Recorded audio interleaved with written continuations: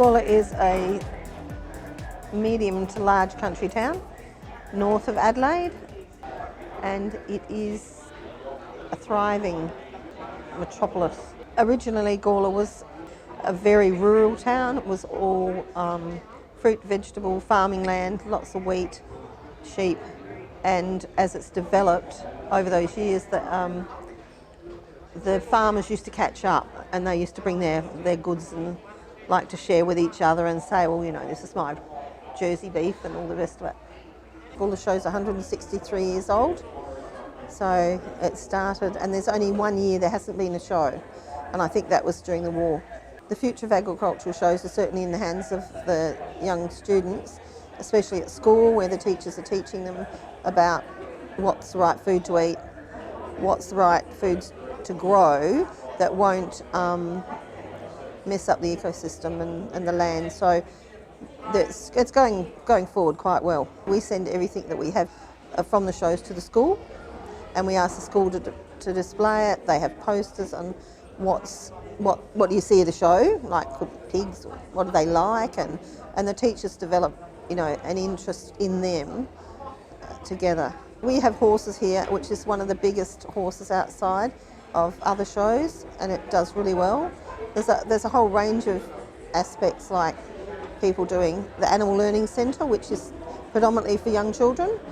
You know, they have little baby goats and they have baby little chickens at the moment over there, and so they can actually touch, feel, play, so they understand what they're doing. I became involved when I was working in, because I'm a hairdresser, and I'm involved in fashion and hair, and there was fashion parades that they used to do quite a while ago, and then they were sort of out of vogue for a while, and I became involved with that because I have a passion for youth, and through that developed my interest more to become a coordinator for the show.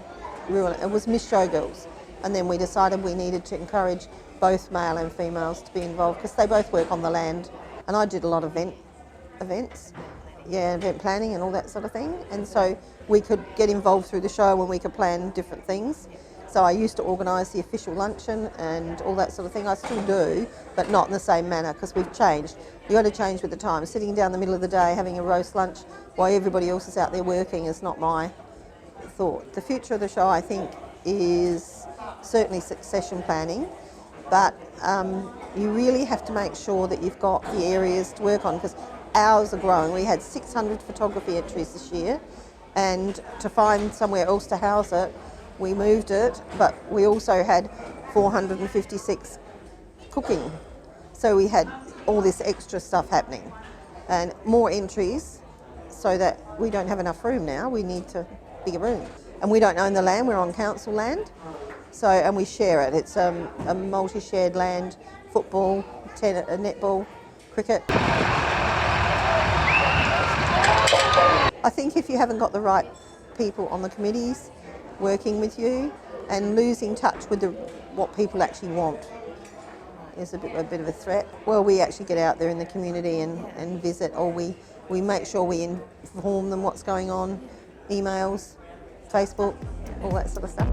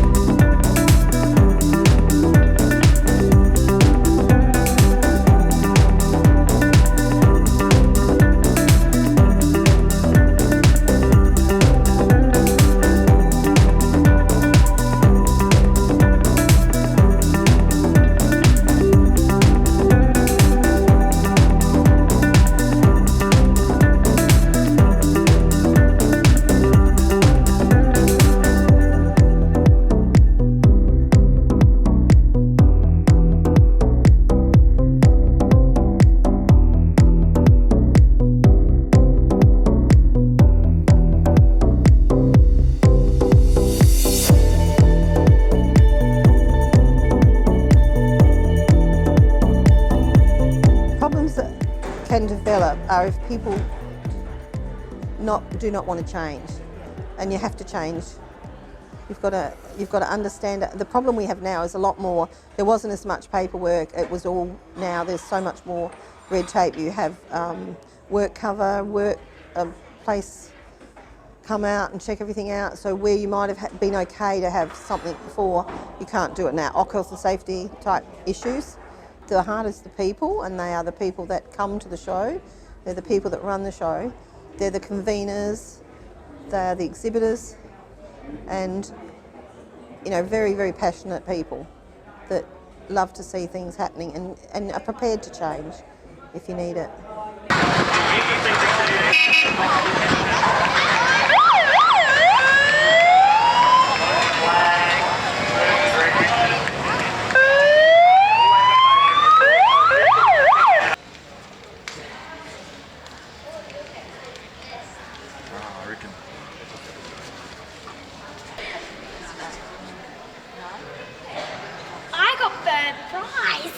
I love watching the faces of people when they see something or walking past somebody and they go, oh wow, I didn't know they had that, or this is really great, I really enjoy this, oh mum, can we go over here and look at the sheep, you know.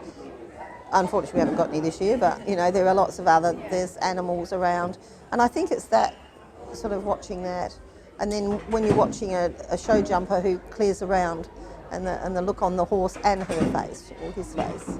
It is one of the most important events apart from football. So we have a bit of a problem there because the grand finals tend to clash with our show. They're playing tomorrow, but not here where they may have played if they'd won the grand final. They often play there, but we have to work in with them. And our show predominantly is run through a national calendar, so we can't pick our weekend that we have the show. And even young people today that may not have lived on a farm but had grandparents on a farm, and they're actually wanting to get back in and see what it's like and how they can help it. And they're very passionate, so we've got to look at our youth towards the future, and we've got to cultivate them, you know, we have to teach them how it's done. And that's what our Rural Ambassador program is about. And we want them to be there in the future to take over and keep it running. But they'll have new ideas and new ways to do that. Well, with our youth, they may not all want to come to a meeting, as most people don't like meetings, but they tend to meet on the computer, like over internet or that, like that. So that's a very new thing. Whereas other various age people don't understand that logic. So we might have a meeting, and you do have to have face-to-face, whereas they'll do it on Facebook and they'll go, oh, whatever.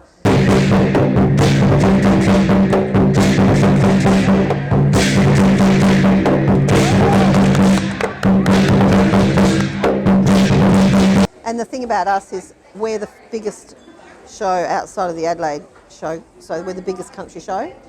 So we've got a lot of a harder job to do. If you're further out in the country, people are quite happy to go a bit with the flow, but we have to actually impress people from the city with that mentality and then the country people, and you've got to mix the two and make a really good blend.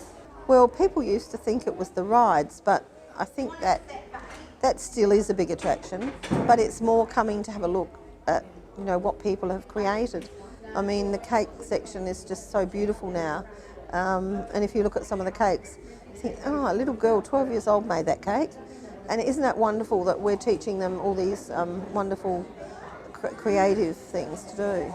Yeah, I was given life membership to the Show Society. Yeah, it was very special. Oh, it was very emotional because the girls that I work with in the office are really responsible for all the work, and I'm just really the face. We all do our bit, but they really take it on the chin, and by getting that and knowing that they back me, it was really great. Yeah.